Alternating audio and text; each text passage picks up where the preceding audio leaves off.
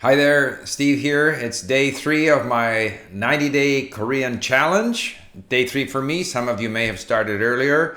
Today I want to focus on, I'll talk a little bit about what I've done today. I should remind you that I get the message about doing videos in different languages. We're going to do them with English subtitles. So it'll take a while. First I have to do them, then we have to translate them, produce subtitles, but you'll be seeing those hopefully within a week or so.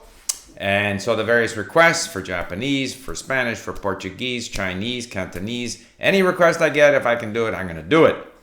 Today, I want to talk about the process, talk a bit about what I'm doing, because very often, people are involved in this process of listening and reading, the occasional grammar review, the occasional conversation, but the bulk of the time, at least in my case, is listening and reading.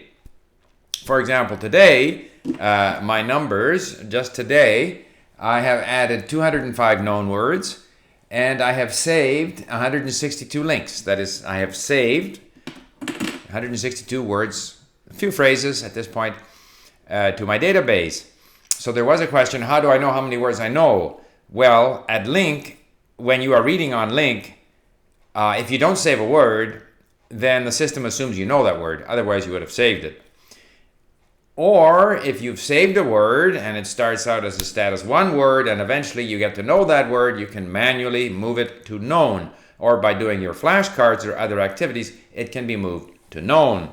So that's how we count them. That's how I know how many words I know.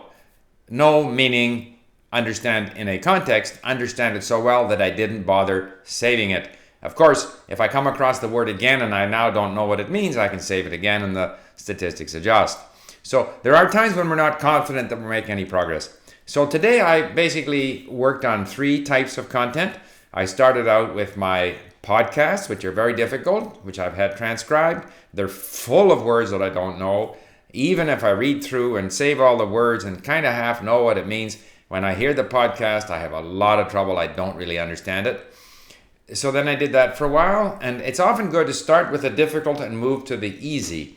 Then I went to the KBS drama, of which I have 9 of these, which I bought. I bought a book in Japan, and sometimes it helps me to read the story in Japanese so I get a better sense of what it's all about if I'm a bit confused as to who's saying what and stuff. But now these are a lot easier than they were even 3 months ago. So I notice, even though I feel I'm getting nowhere on my podcast, it's forever not understanding. When I move to something a little easier, like the KBS drama series, I realize that actually I understand a lot more than I used to. But when they speak, I still have a lot of trouble. However, there is a rhythm to these dramas, a natural conversation type rhythm, which helps because you want to get in the rhythm. That's one of the big knocks about texts that are written for the learner or example sentences and so forth. We're never really confident that's really how people speak. Whereas if we get it in a conversation and something that's engaging like that, it has more credibility, it has more resonance, so it helps you get in the language. But then, after doing my KBS dramas, I went back to this Continuing Korean, which was one of the first books I did in Korean 6-7 years ago.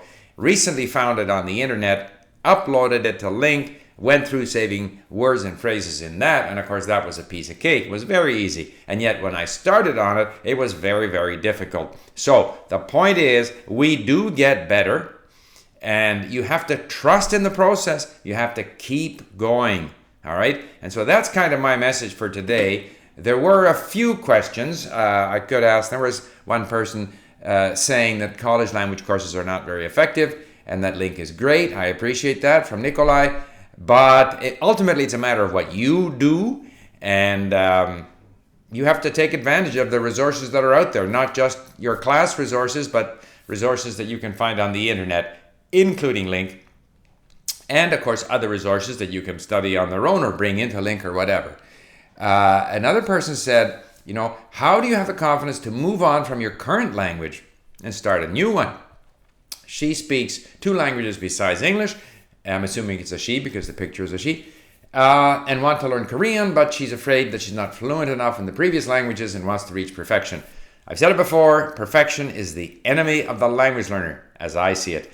I regularly move on when I don't understand the previous lesson because we need repetition, but we need novelty. And after a while, if you're just pounding on the same stuff, you're not learning very much anymore. So move ahead. And there's lots of my languages that I'm far from perfect in.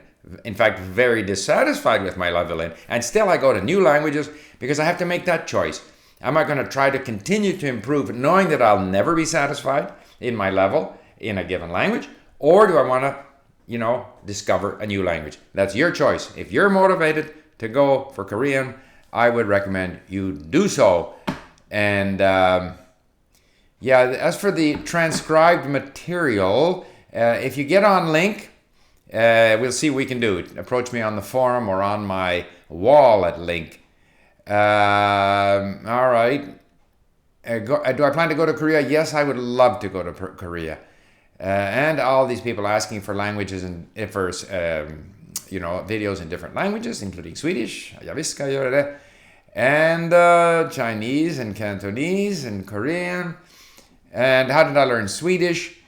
And I one day will show you a list of CDs, audio CDs, and reading material that I have for Swedish. You just have to plow through a lot of content. Would I say that I've learned Japanese and Korean well enough to understand the radio? Japanese, yes. Korean, no. And that's my big goal. That's why I want to get to where I understand these podcasts or other podcasts like them. That's what I'm working towards.